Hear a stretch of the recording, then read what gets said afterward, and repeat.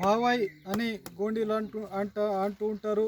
ఈ ఈ మాసంలో పెద్ద దేవుడు అని అంటే పెర్సాపేన్ యొక్క ఆదివాసి గూడలలో ప్రత్యేక కథ పూజ ఉంది. దీనికి ఒక చరిత్ర ఉంది.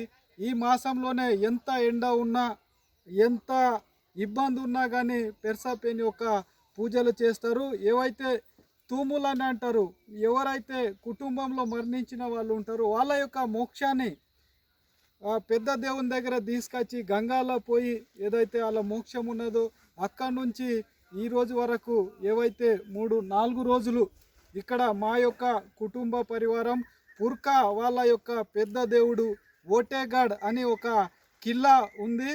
దీనికి ఈ ప్రాంతంలో ఒక చరిత్ర ఉంది. ఆ రోజులలో పరిపాలించినటువంటి మా పుర్కా కేశవ్ కటోడా అనే ఉండేవారు.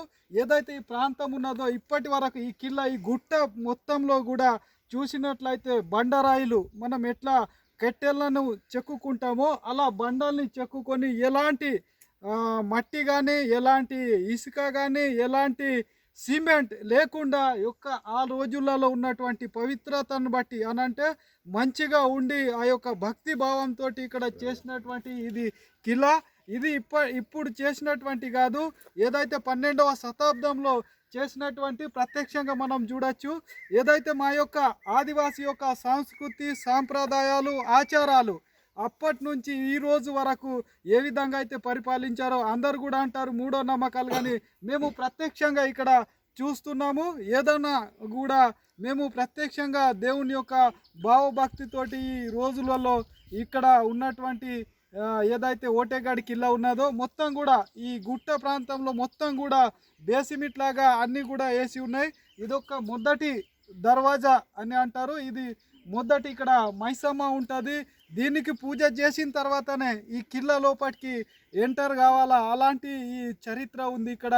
మేము ప్రతి సంవత్సరం వైశాఖ బావాయి మాసంలో ఇక్కడ వస్తాము, మేము పూజలు చేస్తాం. ఇంకా మిగతా ఏవైతే నెల కార్యక్రమాలు ఉంటాయో నోవోలు కానీ దసరాలు కానీ ఇవన్నీ కూడా చేస్తూ ఇక్కడికి వస్తున్నాం. కాబట్టి మాకు ఒక్కటే ఈ పెద్ద దేవుడు పుర్కా పరివార్ ఎక్కడున్నా మహారాష్ట్ర, ఛత్తీస్గఢ్, ఒరిస్సా ఇంకా ఇతర ప్రాంతాల్లో ఉన్న ఇక్కడికి వచ్చి అన్ని మోక్షాలు కానీ భేటీలు కానీ ఇక్కడే నిర్వహిస్తారు.